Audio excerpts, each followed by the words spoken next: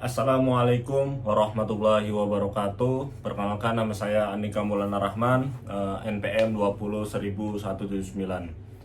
Mahasiswa Fakultas Hukum Universitas Pasundan semester 7. Di sini saya akan mencoba meresensi beberapa jurnal terkait dengan tugas mata kuliah Filsafat Hukum. Yang pertama, jurnal mengenai The Case of Balance Explorer. Jurnal ini menceritakan mengenai 5 eksplorator yang terperangkap di dalam gua karena terjadinya longsor.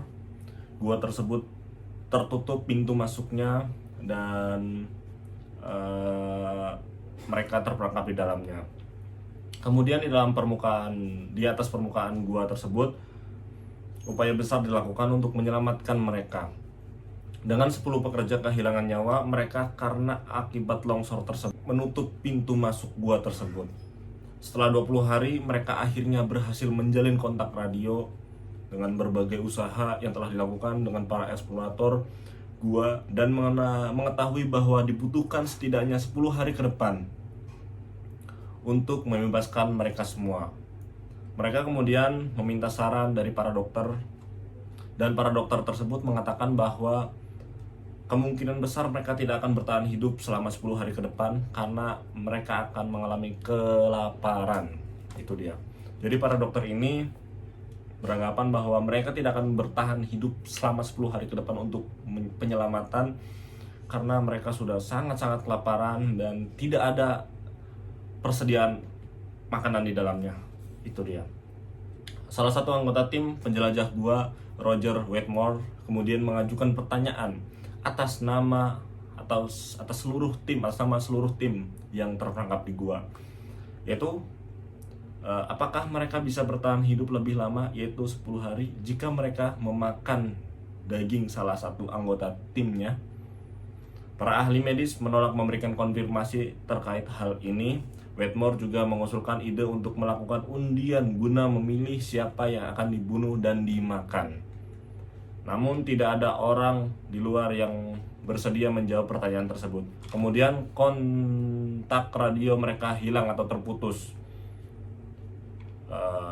antara di luar permukaan dan di dalam gua.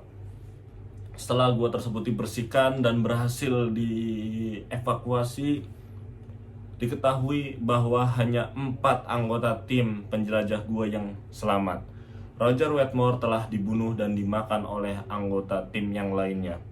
Para penyintas mengklaim bahwa Wetmore pertama kali mengusulkan kanibalisme dan secara kebetulan memilih korban dengan menawarkan sepasang dadu miliknya. Namun sebelum keputusan diambil, Wetmore mengundurkan diri dari perjanjian tersebut dan memilih untuk menunda tindakan tersebut selama seminggu lagi karena dianggap menakutkan dan menjijikan. Anggota tim yang lain menolak perubahan pikiran Wetmore dan melemparkan dadu atas namanya. Para penyintas mengklaim bahwa Wetmore mengakui bahwa dadu dilempar dengan adil. Dia kemudian dibunuh dan dimakan. Setelah penyelamatan dan pemulihan mereka, para penyintas didakwa dan atas dasar pembunuhan terhadap Wetmore. Undang-undang yang berlaku menyatakan bahwa siapapun yang dengan sengaja mengambil nyawa orang lain akan dihukum mati. Itu menurut undang-undang yang ada. Tanpa mempertimbangkan keadaan kasus ini, juri berusaha untuk membuat keputusan khusus agar mereka dapat membuat temuan fakta terbatas tanpa harus memutuskan apakah itu merupakan pembunuhan. Akhirnya para anggota tim penjelajah gua dihukum mati karena pembunuhan. Hukuman mati dengan cara digantung merupakan hukuman wajib bagi para kasus pembunuhan di Neugaard. Ini dia menurut hukum yang berlaku di Neugaard. Baik hakim pengadilan maupun anggota juri mengajukan petisi kepada ketua eksekutif untuk mengurangi hukuman para anggota tim penjelajah gua yang masih hidup menjadi 6 bulan penjara. Namun ketua eksekutif menolak untuk bertindak, sementara Mahkamah Agung Neugaard mempertimbangkan banding atas kasus ini. Itu jadi resensi jurnal terkait The Case of Balance Explorer. Kemudian resensi selanjutnya yaitu tentang makalah KY. atau majalah KY, Dinamika Peran Hakim di Masyarakat, judul makalahnya. Makalah ini menceritakan mengenai pengadilan yang diwakili oleh para hakim memiliki peran penting dalam menerapkan hukum dalam masyarakat. Oleh karena itu, hakim memiliki kewajiban untuk mengikuti produk-produk hukum seperti konstitusi, undang-undang, atau presiden saat menjalankan tugas mereka. Kalimat-kalimat yang terdapat dalam produk-produk hukum tersebut menjadi panduan hakim dalam menerapkan hukum. Makalah ini juga mengutip jurnal yang berjudul The Case of Spellens Explorer. Jadi keterkaitan antara makalah ini dengan jurnal yang tadi ini saling berketerkaitan.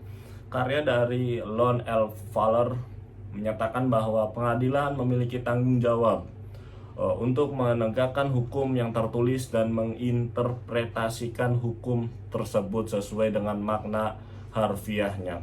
Dalam makalah ini kita dapat mengetahui bahwa hakim bukanlah pihak yang hanya memberikan hukuman yang ketat sesuai dengan hukum tertulis.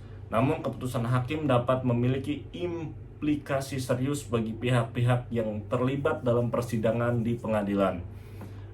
Keputusan hakim dapat mengubah kepemilikan suatu properti.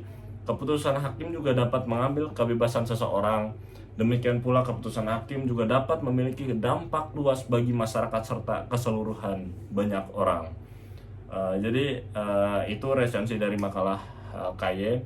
Kemudian resensi dari video yang ada dalam tugas tersebut, bahwa video yang diunggah oleh Atsala yang juga merupakan narator dalam video tersebut diunggah ke akun YouTube bernama Vidya Mitra dari MHRD Gulf of Indonesia pada tanggal 22 Desember 2015, yang pada intinya video tersebut menceritakan mengenai fakta hukum mengenai The Case of the Spellens Explorer. Karya dari Lon L. Fowler sebagaimana diuraikan dalam resumen jurnalnya The Case of the Spellens Explorer, karya dari Lon L. Fowler. Dalam video ini dijelaskan tentang kasus-kasus Spellens Explorer yang melibatkan pembunuhan dan kanibalisme. Kasus ini melibatkan 4 orang yang terperangkap di dalam gua tersebut. Seorang bernama Roger Wetmore tanpa persediaan makanan dan tim penyelamat sedang dalam perjalanan. Mereka menyadari bahwa tidak akan ada makanan atau obat-obatan yang tersedia untuk mereka selama 10 hari ke depan. Oleh karena itu, Roger mengusulkan untuk saling memakan satu sama lain sebagai cara bertahan hidup. Itu dia menurut Roger, dan Roger akhirnya dibunuh oleh para anggota lainnya. Kemudian ada beberapa pertanyaan dalam tugas tersebut, yaitu yang pertama, bagaimana pendapat The Chief Justice Trupeni terkait dengan kasus tersebut? Bahwa jawaban saya,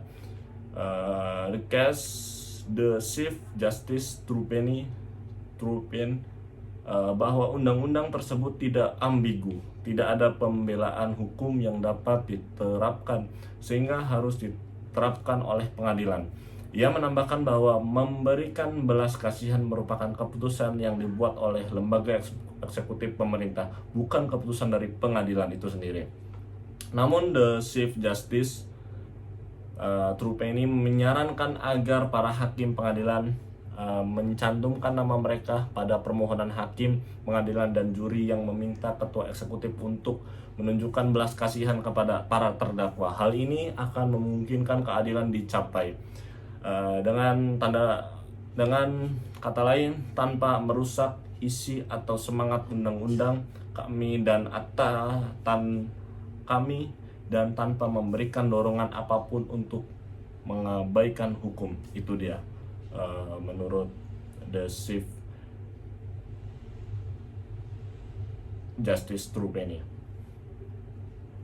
Kemudian pertanyaan yang kedua, yaitu bagaimana pendapat dari Justice Foster terkait kasus tersebut? Justice Foster beranggapan dan percaya bahwa ada sesuatu yang lebih besar dalam persidangan kasus ini daripada nasib para penjelajah yang malang ini. yang mana hal ini adalah hukum persemakmuran. Jika pengadilan menyatakan bahwa menurut undang-undang telah melakukan kejahatan, maka hukum memutuskan terdakwa bersalah di pengadilan, tidak peduli apa yang terjadi pada individu yang terlibat dalam pengakuan bersalah ini. Uraian pemaksa untuk mengambil kesimpulan yang mempermalukan, dan kesimpulan tersebut hanya bisa dihindari dengan mengajukan dispensasi berdasarkan keinginan pribadi kepada eksekutif. Bagi Justice Foster adalah sebuah pengakuan bahwa hukum persemakmuran ini tidak lagi berpura-pura menegakkan keadilan. Pendapat Justice Foster ini mengambil pendekatan yang berbeda dengan pendapat Justice Trupeni, the Safe ya, dalam menentukan bahwa hukuman tersebut harus dibatalkan. Justice Foster menyampaikan 2 poin utama yang terkait dengan kasus ini, bahwa yang pertama, para terdakwa berada dalam keadaan alami pada saat pembunuhan sehingga hukum alam berlaku terhadap mereka. Hukum alam diperbolehkan untuk setuju mengorbankan satu orang demi kelangsungan banyak orang. Itu dia. Yang kedua, bahwa dengan asumsi hukum Neugat memang berlaku, tujuan undang-undang tersebut harus dipertimbangkan ketika menerapkan pada fakta tersebut. Jadi Justice Foster menganggap tujuan utamanya adalah pencegahan dan menyimpulkan bahwa hukuman yang melibatkan pembelaan diri tidak akan memenuhi tujuan undang-undang. Begitu pula hukuman dalam kasus ini. Justice Foster melawan potensi kekhawatiran aktivisme peradilan dengan menyatakan bahwa meskipun hakim harus mematuhi kehendak pembuat undang-undang, mereka harus melakukannya dengan cerdas juga. Dia mengambil analoginya dengan para pelayan yang perlu membaca yang tersirat dalam instruksi majikan mereka. Keputusan literal yang ketat mungkin tidak selalu menjadi niat sebenarnya. Oleh karena itu, koreksi atas kesalahan atau kelalaian legislatif yang jelas bukan untuk menggantikan kehendak legislatif, namun untuk membuat kehendak tersebut lebih efektif. Itu dia menurut Justice Foster. Kemudian pertanyaan yang ketiga, yaitu bagaimana pendapat dari Justice Keating terkait kasus tersebut. Menurut Justice Keating, pendapatnya yaitu secara emosional terpecah antara simpati terhadap para dakwa dan perasaan muak terhadap tindakan-tindakan mengerikan yang mereka lakukan. Dia akhirnya mendapati dirinya tidak mampu memutuskan kasus tersebut. Justice Keating sangat tidak setuju dengan alasan Justice Foster dalam membatalkan hukuman tersebut. Justice Keating mengkritik konsep keadaan alami dan tidak puas dengan Justice Foster yang menempatkan hukum kontrak di atas hukum yang melarang pembunuhan. Jadi Justice Keating ini juga mencatat sulitnya menerapkan pendekatan purposif terhadap undang-undang pidana yang memiliki banyak tujuan termasuk retribusi dan rehabilitasi. Justice Keating membedakan pengecualian pembelaan diri dan yang dibuat oleh hakim masa lalu dan dasar bahwa hal tersebut bukanlah pembunuhan yang disengaja, sehingga tidak bertentangan dengan kata-kata undang-undang Justice Keating. Justice Keating menemukan bahwa pengecualian pembelaan diri tidak dapat diterapkan pada kasus ini karena akan menimbulkan rasa kesulitan yang tersembunyi. Itu dia menurut Justice Keating. Kemudian bagaimana pendapat dari Justice Keane terkait kasus ini? Justice Keane juga mengkritik pendapat dari Justice Trupeni dengan mengatakan bahwa permohonan gerasi yang diajukan oleh hakim pengadilan kepada eksekutor merupakan pengadilan prinsip pemisahan kekuasaan. Kemudian pertanyaan kelima, bagaimana pendapat dari Justice Handy terkait kasus ini? Justice Handy memiliki pendekatan yang berbeda dibandingkan dengan hakim-hakim lainnya. Justice Handy lebih cenderung menggunakan pendekatan pragmatis yang lebih rasional daripada teori hukum yang abstrak untuk menyelesaikan kasus ini. Justice Handy mengkritik rekan-rekannya yang terlalu mengikuti legalisme dan mengabaikan kebijaksanaan praktis yang relevan dengan realitas manusia dalam kasus tersebut. Justice Hendy menekankan pentingnya pengadilan untuk menjaga kepercayaan publik, yang berarti mereka harus mengikuti mayoritas 90% dalam mendukung penerapan hukum biasa dan membebaskan para terdakwa sepenuhnya. Justice Kennedy bersedia menggunakan doktrin pendekatan purposif Hakim Foster sebagai dasar pemikiran hukumnya. Itu dia. Kemudian pertanyaan terakhir dari semua pertanyaan, yaitu apa pembelajaran yang kamu dapatkan dari kasus ini? Jadi menurut saya dalam kasus ini penting untuk memperhatikan pembelajaran yang bisa diambil.